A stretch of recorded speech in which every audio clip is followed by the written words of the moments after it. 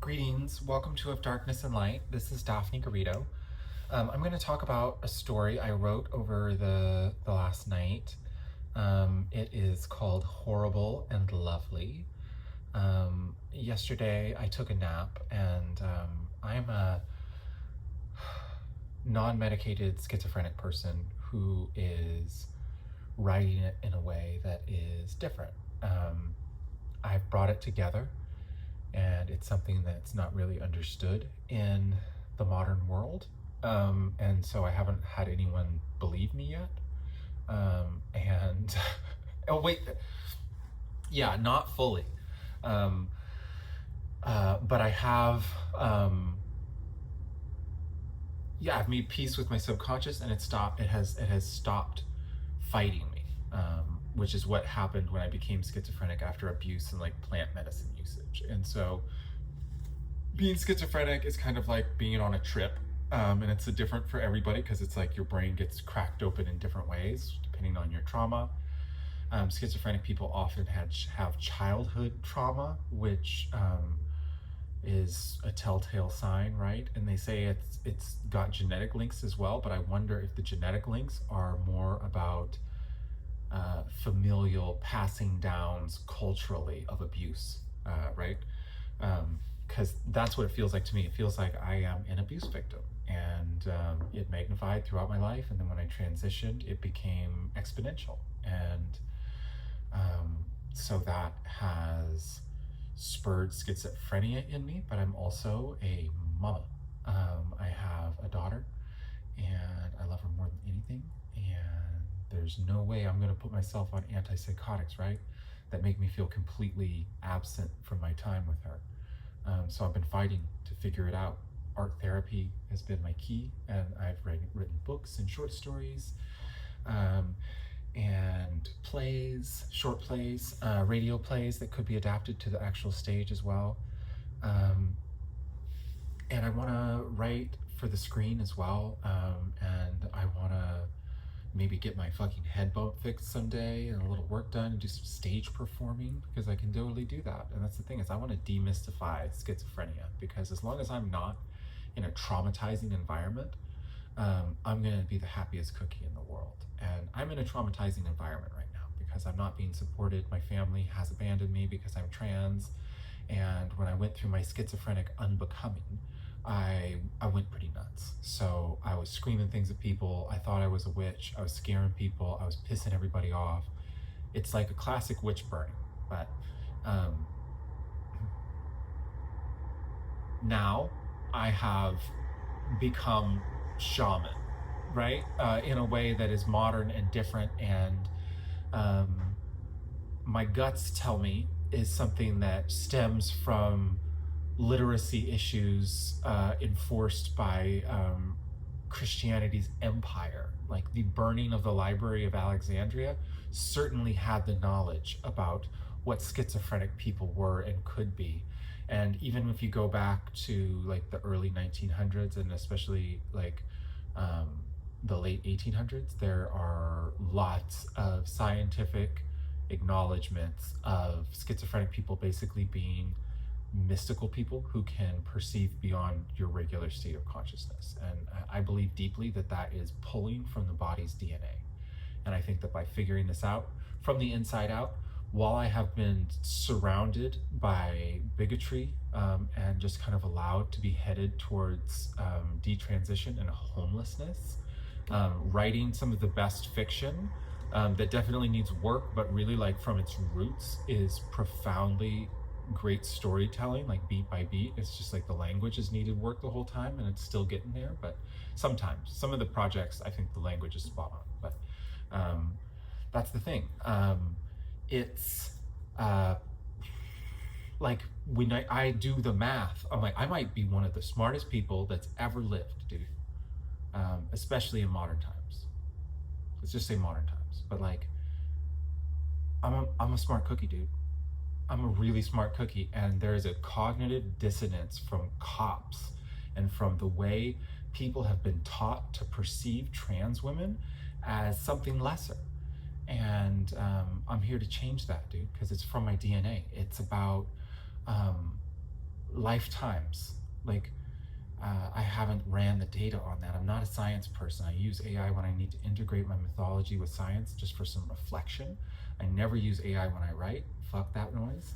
I wouldn't, because it's what I want to make as my livelihood. And so I'm trying to become the best writer.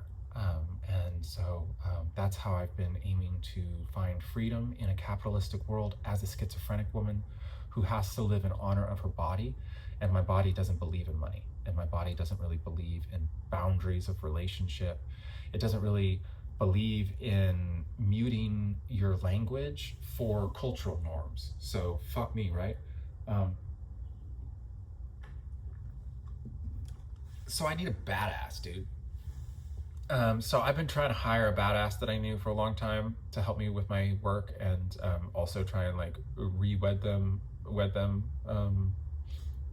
refriend them and wed them, and just wrote them into my stories a lot. And they didn't really realize I was schizophrenic, but now they do, and they should have fixed it by now. So I've been calling them out by name because they made a bad bluff with the wrong bitch, and it's illegal. So I'm going to be coming after somebody named Mary for taking my livelihood back financially, for putting an illegal restraining order on a disabled woman who reached out to her for help and was just delusional, and she knew very well exactly how she could have helped her best, which was to not just say blocked and then stockpile all her messages and then use the court of law to enhance her executive dysfunction and her disability, and then not care and watch while she's almost homeless and to detransition, and probably told lies about her to lots of people when she is a marginalized class, and probably thought herself like the premier victim, and how dare this person think that they're my victim. Like, I'm a woman, dude. I'm a cisgender woman. You're a person who just joined the team. You have all this privilege, dude. And so that's what this is going to go into. Is I'm writing this story. So welcome. If you're somebody who I have summoned here because you are written into this piece, literally, I welcome you to Of Darkness and Light. Please know that I'm on iTunes and Spotify, and so you can listen to my gorgeous voice and all my bad recorded audio, which is going to be getting better and better. You can follow along with my journey of trying to get help and being funny about it, because I'm a sassy bitch. But also, yeah, I know you can come give me a hug too, and like own my art, and if you're Jordan, my heart, dude. So yeah, no, this story is literally true. The only thing that's not true that I know of that I should probably just change is that I think I did ride the roller coaster again after that. I think Jordan taught me to ride the rickety roller coaster at the Washington State Fairgrounds. But anyways, we'll get to that. We're gonna go down through the whole thing. This starts with the name of somebody who I spoke to, and they actually are the first person to have looked at what I'm saying about schizophrenia and relate to me. What I absolutely knew I was going to get from somebody sometime is like, hey, I had a relative who's schizophrenic. This is important.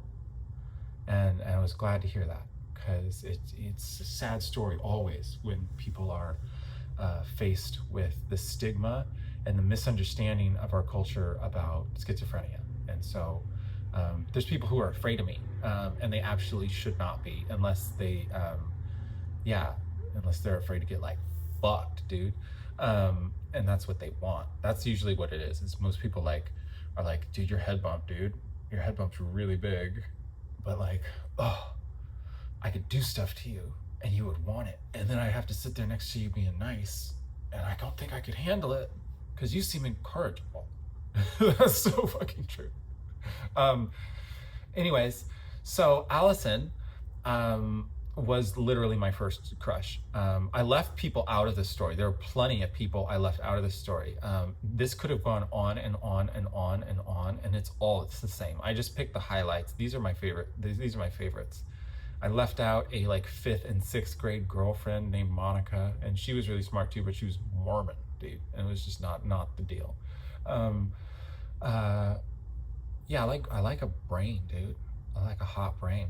I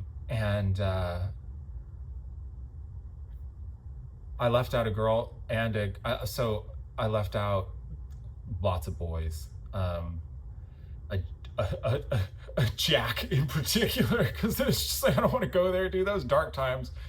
It's just sad, dude. Just sad, dude. And yeah, anyways, there was another girlfriend later in high school who was somebody I was just crushed on. It's the saddest thing in the world. I could have included it. Her name was Chelsea. But we were friends, and I implore her to think about how sad I was and crushy the whole time, and how it's absolutely the epitome of a girl who isn't even seen as a girl, who's crushing like a girl on somebody who should be their friend, like they're not supposed to. Because that's 100% what's going on. It's just like, this has illuminated so much from my brain. Because this is some of my deepest trauma, honestly, is just like being the outcast when I'm a really cool motherfucker, dude. It's like, I'm like the coolest loser there ever was. And I never understood it. And it's just trans misogyny. And it was from the beginning. It's just like finding space with women was the most confusing thing in the world to me, because I love women, and I started crushing on girls in 3rd grade, but I also like wanted nothing more than a girl friend.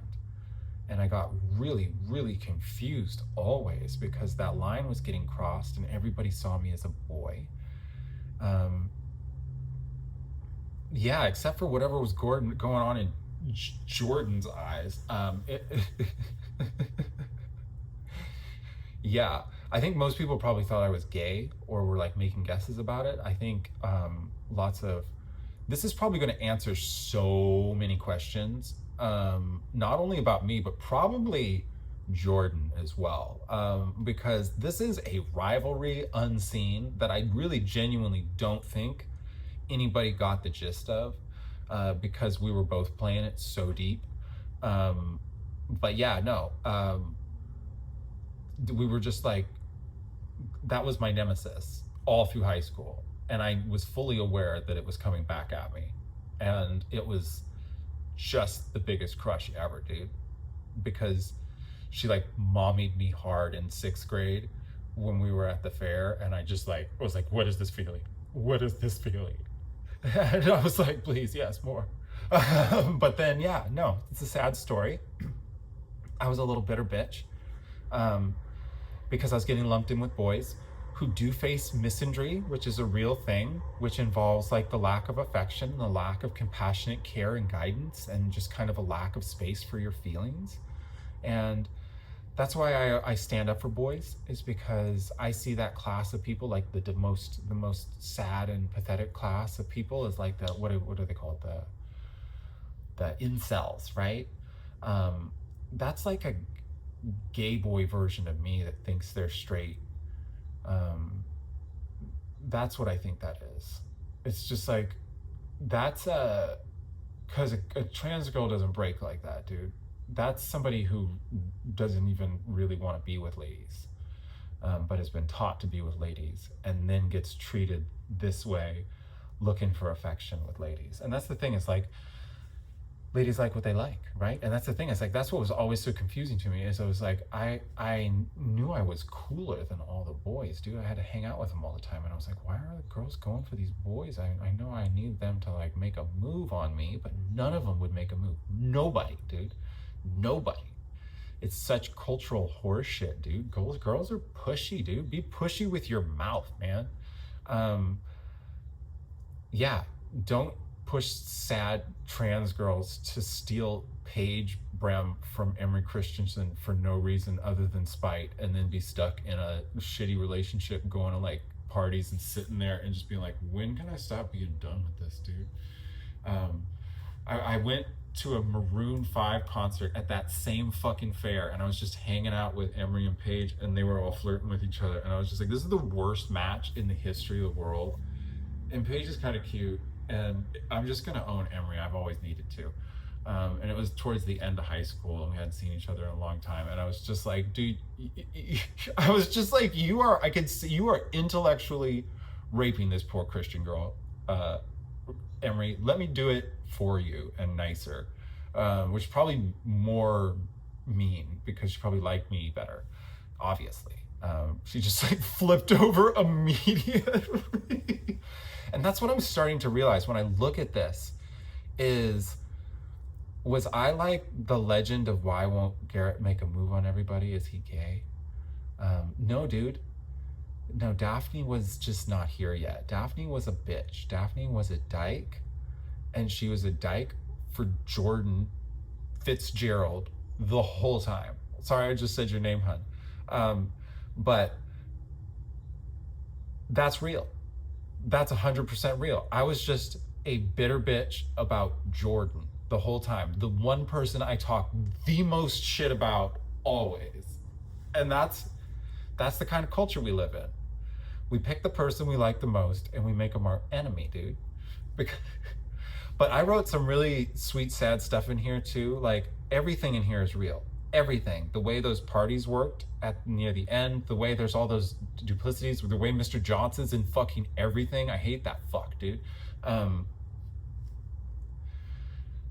Anyways, I really didn't like Mr. Johnson, and he didn't like me. And I hated playing on every basketball team ever because I was the only boy who knew how to shoot. Because I wasn't a boy, dude. See, I still get myself because I was trained. That's how I was back then, right? But like, dude, I was the only one who knew how to shoot on that fucking team, and nobody passed me the ball. What does that tell you? Nobody passed me the ball. And I was the best shooter.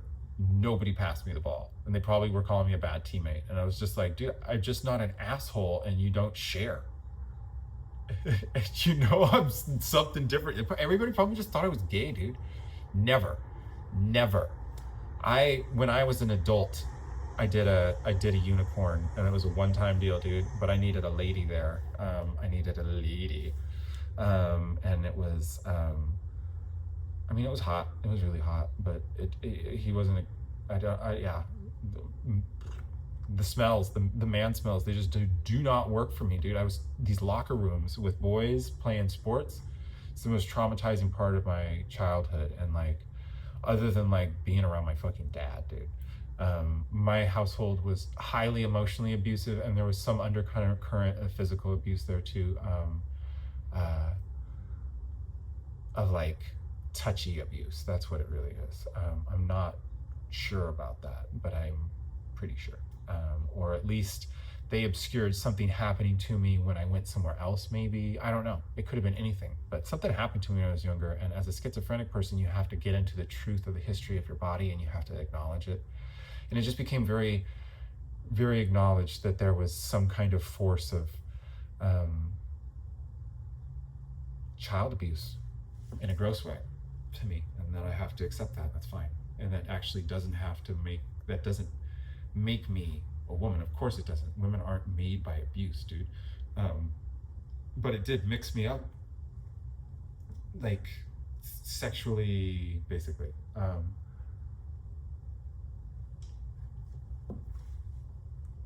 Anyways, if you're one of the people I'm definitely going to send this to, and you're perusing or listening, you're just going to have to get over the fact that I say everything completely 100% truthfully to the best of my ability. I can imagine one of the people I sent this to who's even in it the least. Like, it's Kristen, the blue dress, bitch for that. That's not her fault. I don't even think she knew I was there, but if she did, anyways, we were best buds, and it was always flirty. And they're kind of a mask badass girl who lifts a bunch of weights, but then like put on a dress and just made her be like, holy shit, they're the prettiest person here. But yeah, no, anyways, I just imagine me telling the lame ropes course story, making them want to like puke their guts out, because there's some people that just don't want to hear the embarrassing stuff from their childhood. And this is like everybody's embarrassing stuff was when they were flirting with me. Because what I'm going to reveal to you is I basically had little shadow flirt affairs with just about everybody, and then was just like, no, dude, you're not Jordan. But then I had a bunch of dreams about Jordan too, and that's what I'm telling you. So like this thing that happens at the at the fair. That's real, dude. At near the end, the thing that happened at like Troy's house, that was real. But yeah, we're just doing it, dude. We're just splurging on high school for whoever wants to know. Um,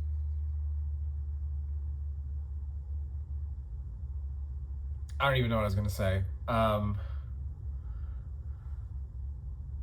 But yeah, no, I was just always a rotten bitch because going into junior high, I wanted Jordan Fitzgerald so fucking bad.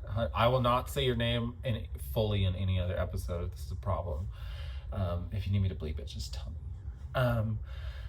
But yeah, no, I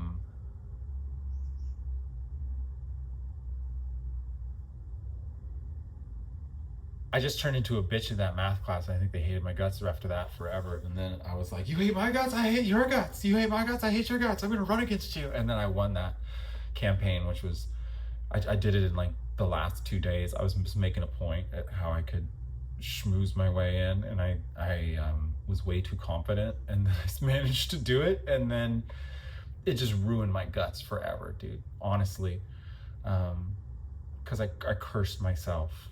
We're talking about self curses. Yeah, no, that was a curse to tell people like a lie. That's what I did a lot. I acted in complete opposite of who I was and what I wanted, because I was hiding completely. And so I'm sitting there crushing on a person the most, telling people that I want to make them cry, dude. And then I did it, essentially, definitely. And I'm just like, why did I do that? And then the whole time I was in high school, I was not really being as mean to Jordan. They were still kind of going, but slowly they kind of pulled back because they realized I was just kind of like not glaring back at him anymore. Like I was just like, oh, yeah, I know we're doing the nemesis thing. I still talk shit about him a lot, but it was half-hearted. But that's the thing. There's a cool double entendre with horrible and lovely, because if anybody was aware of the underhanded shit talking rivalry between me and Jordan in high school, they would definitely call her lovely and me horrible. And that's up top, right? But what's below, right? I'm lovely. No, it's just that it's just equal. That's what I'm saying. It's both, for both. But trans women get it terribly. And this is a demystifier on the idea of trans women who are transitioning being some like colonizer of women's space. Because it's like, yo, men get more space with women, men get more space with lesbians, men get more space everywhere than trans women. And they do it even when they're in the closet, because the trans women are approachable as friends, as women, but then the young girls, they see the closeted trans girl and they're a boy, but they're sweet, but they've got a big heart, and they're like, let's try it, dude. And so I was getting schmoozed by everybody, and then everybody hated me because I was just like kind of noping out of everything, right? Because yeah, dude, because I like the smartest girls, dude. And this is funny. I literally don't think Allison and I said a single word throughout third grade. I genuinely don't know if we ever said a single word. But the amount of time that we were staring directly at each other, or like doing the eye thing over and over. But I mean, there were some weird ones where we were just looking, dude. Like it was such a weird, across the room, we're not paying attention to class, I'm just paying attention to you, Allison. Um, um, anyways, yeah, no, I'm just being honest. I was always still like, why don't they come up and hit on me, dude? They're hot. Do they still like me? But yeah, that's what I was always doing inside, was like crushing on every girl and hating every boy that I was standing next to. And I'm 100% right. People can fight me. I quit basketball in 9th grade, but I played in 7th and 8th grade. you can fight me, dude. I was the best basketball player on that team. I couldn't really run, dude, but you give me that ball, I could make it. And they just never gave me the ball, dude. 'Cause I'm a lady. I love Mr. Carpine more than any teacher or like adult human man I ever knew, basically. And this was, I loved the part where I said Mark froze, his eyebrows raised. He hadn't read another word while Abby walked up to that whiteboard, his smile growing slowly with an unbelieving turn of the head, afraid to watch the little witch, then proud of himself for cutting off the question so quickly to test her, puffing his chest in challenge, leaning back forwards, genuinely hyped for getting to watch her try. He was just such an animated dude, and he would react and be like, "What? Oh no!" And then he'd puff his chest out to like stand up to you with a smile, like, do something awesome in my class, do one of the coolest things ever. He was so excited about me going from this like game show setup to walking up to the whiteboard after he said the first like 2 words of a question, and my brain was just like, it's that ship, dude. He was talking about that ship like a month ago, and my brain pinged it, and I just like remember that when I was like, I don't know why, I was memorizing that one ship, and I was like, they hadn't asked it. It was like near the end of the class. I was like, he hasn't asked that question, and I just knew it was coming. I just knew it, and then he said the first 2 words, and I was like, that's it, and it was hot. There might have been a 3rd word, but it was pretty much like 2 or 3. I'm proud of these moments, and there's a reason. I'm remembering stuff to help me remember that I've always been an abused genius kid that was unseen for being trans. Like, I'm a creative, funny, really cool person, but when you're a closeted trans person kind of being emotionally abused at home, you lash out at everybody, and it's a mask, right? And so I'm trying to demystify the mask for people who could believe it. And so I've included people in this story straight up where I'm like, yo, you probably know I transitioned. Some of you probably are like, that's sweet, that's cool, but they're like, wow, I didn't know that. I don't think there's anybody who would believe me more and more easily from high school than Jordan. I think that bitch knows. Because not only after, I'm not saying that like dreams are shared. I'm just saying like they were so girling me when we were hanging out, like the couple times we did, and it was just like, yeah, dude, girl me, dude. It was just like, it was such a thing, dude. I figured out my type. My type is a creepy girl, creepy smart girl, hot, creepy, party smart girl. That's my vibe. That's totally my vibe. But anyways, don't take it personally, Jordan. I respect your boundaries. If you have a person, I just don't like, I don't really respect bonds if they can't hold up to this. But I mean, that's the truth. So I'm kind of a poly person, by the way. Obviously, like I'm just a person who like loves people as friends and then is relentlessly teasy because I've just gone through like 2 years of solitude while I was abused into becoming a schizophrenic, and then healed myself out of it and lost my daughter, and now I'm just like so horny, dude. Because I put myself back together and people are still scared of me, and I'm like, dude, it's not that kind of schizophrenia. It's the kind of schizophrenia where it's the best snuggle you ever have, dude. I've always been the best fuck, dude. Bonnie Lake missed out. I'm just saying that. You just had to make a move. You just had to be brave, dude. You had to be brave. Nobody did it. They would have learned something. People knew. That's why they were trying. Yeah, anyways, Mr. Chad was seriously my least favorite person. Jordan, if you watched this and you got him to do that, that's what I would guess.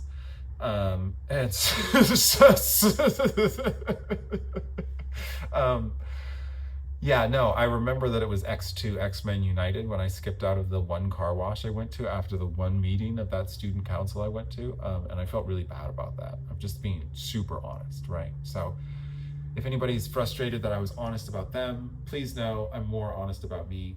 And the only people I gave any grace to this in this story were me and Jordan. I made us look better than we are. I left out a lot of the bullshit. Just the mean stuff. I don't remember much of it. I literally blocked out whatever I did that was mean in Mr. Johnson's class. I just remember a look one day when I did something like totally petulant and childishly mean. It was just like game over. She's like, "Did you just do that?" It was just like, oh fuck, dude.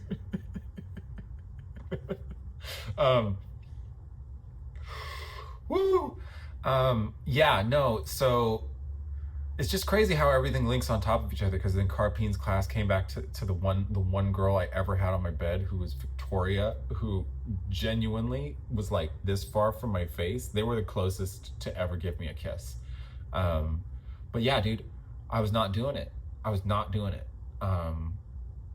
It was all, yeah, no. I can't tell you how many girls I sat on the couch with, just like doing the "when are they gonna kiss me" thing. But I was such a little bitch, dude. I was just like, no, dude, you kiss me. I'm the one who gets kissed. I'm the lady.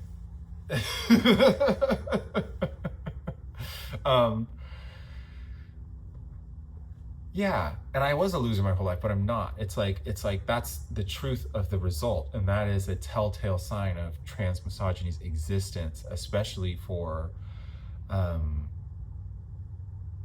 closeted trans folks. There's a lack of respect for the closeted trans struggle. Like, hey, you're not owning who you are. That's taking privilege, dude. There's no trans person who's hiding who is truly in a privileged situation. So, I mean, there's a reflection there, but like, yo, dude, there's also like boundaries. There's lines where you become illegal. Not saying that Mary is a boy, not saying that. But, you know, my math kind of shows something in this. It kind of shows something in this, because this person I only very briefly mentioned at the very end of this, who was the one person to ever like take a kiss from me, and has put this restraining order on me because it's just the stupidest situation in the history of the world. They're still a child, apparently, who's not growing up. Probably a boy, because they shared most of this experience with me in reverse, and then kind of blocked me out when I was trying to tell them about my version of it, and was like, dude, you can't tell me about being oppressed. You weren't a girl. Dude, misogyny is what's oppressive. And it's like, dude, fuck off. You have no idea what it's like growing up a closeted trans woman in the 90s, dude. No idea. I'm a fucking survivor. So yeah, anyways, and that's the thing. This is for people in my era to wake the fuck up, because there's still a lot of people who are my age, who are genuinely, openly super transphobic, who are really unaware of their transphobia and think that they're kind of some middle ground independent thinker, but then you get them talking about trans women and all of a sudden it's completely derogatory and pathetic. Or you get people who think that they're real allies, and they are they're still denying the key, right? Which is opening community space, bestowing affection in that way. Womanhood is about community, dude, and that's what trans women never get. They're forced into male community, and male and female community is not holy. Womanhood and manhood community, that's holy. And it's like, dude, I am a male woman. That's what I fucking am. And I always wanted a girlfriend, dude. And I also am a dyke, dude. So that's what it is.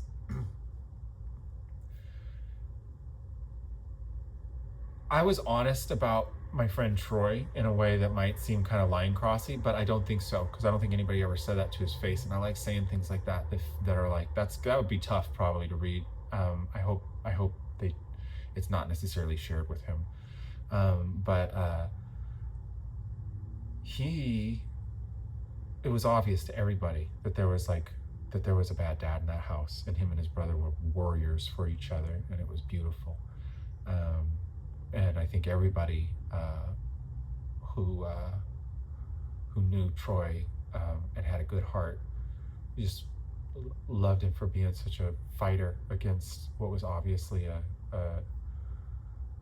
tough upbringing there. And he was a really good friend to me. We played on a bunch of sports teams and stuff, and he was one of the only kids I ever hung out with where it didn't feel bad, right? But I was making jokes about him going to Thailand as an English teacher and stayed, right? And that's just like, dude, he's probably super trans amorous. He's probably just banging trannies over there, dude. And that's just a layer of funny coincidence, because how else? Yeah, no, we had an interesting friendship. It was like a trans amorous guy who doesn't know it, who doesn't know their friend is a closeted trans woman who is a dyke. That's a complicated situation, but if that explains Troy and me. And I might be wrong, but I'm just taking shots in the dark, dude, because my Sherlock gets pretty on when I talk about people I understand, and I feel like I understand some of these folks. Now let's talk about the weird stuff, dude. So I'm not trying to be super weird, Jordan. If you watch this, I hope you do.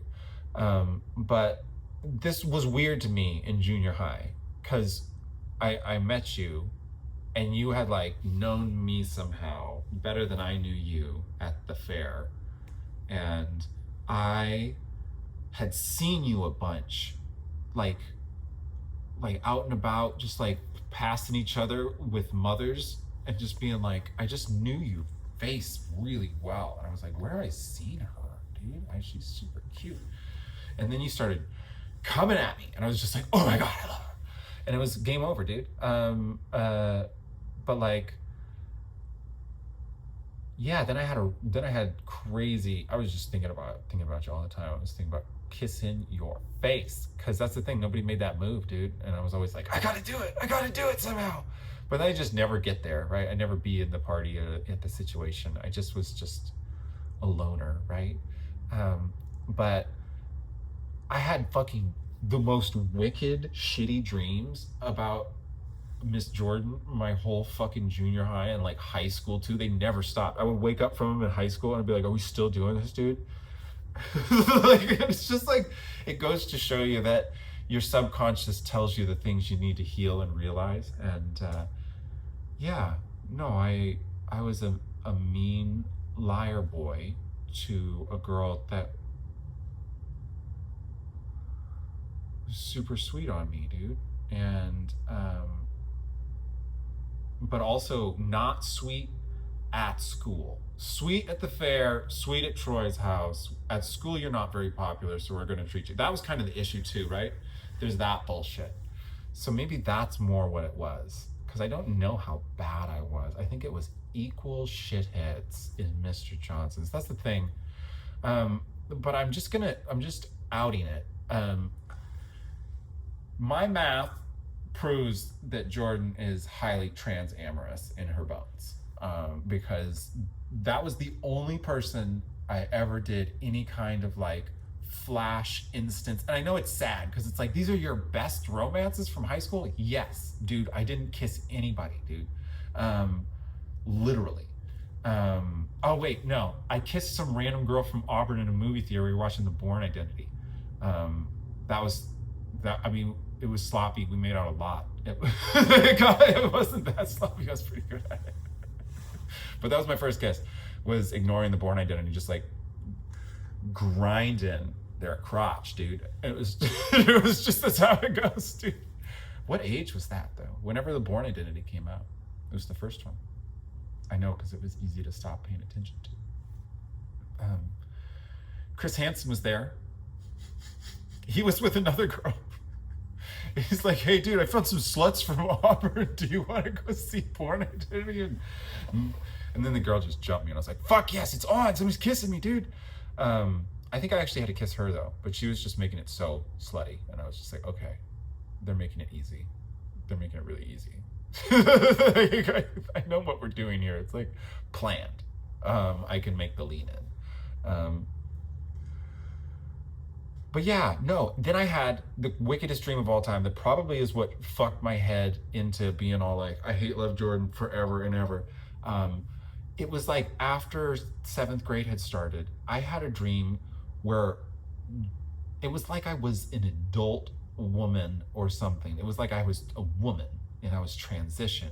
And Jordan was like, it was just like way too adult, dude. It was really hot. It was really hot and lovey and fucking just like sex, dude. And I was just like this teenager that was just like, I woke up and I was just like,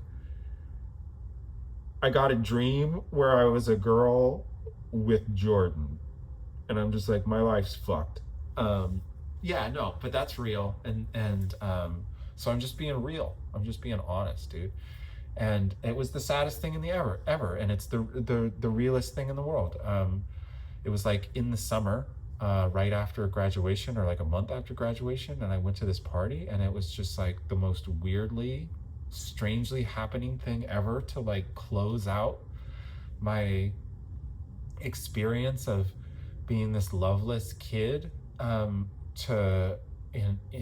was totally a closeted dyke,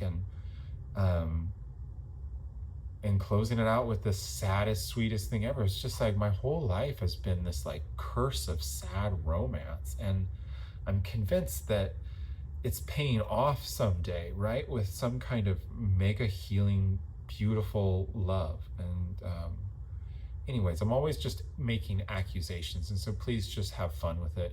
And I want to be friends with people, but like also, yeah, dude, if you're single and you're hot for me, get your ass over here, dude. Let's do this. Let's make plays. Let's fix my head bump. Yeah. Anyways, if you haven't read this, I highly recommend it. It's sad. And I'm going to tighten the language one more time because there'll be a few more things that get better. But I have gone through, if you were one of my early readers, please know I have improved it significantly. At the very end of that most beautiful night, there had been a fun house which Abby never truly left. That just means I believe love is permanent. There's a kind of romantic love, there is friendship love, and I am now officially able to differentiate the two. I've only felt the romantic love twice in my life, and it came because I was being treated like a girl, dude. And yeah, that's what's up. That's what's up. That's what's up. So have a good one. This is 43 minutes. If you see Jordan, fuck that dude, right? Telling me makes me hot, dude. Okay, all right, have a good one.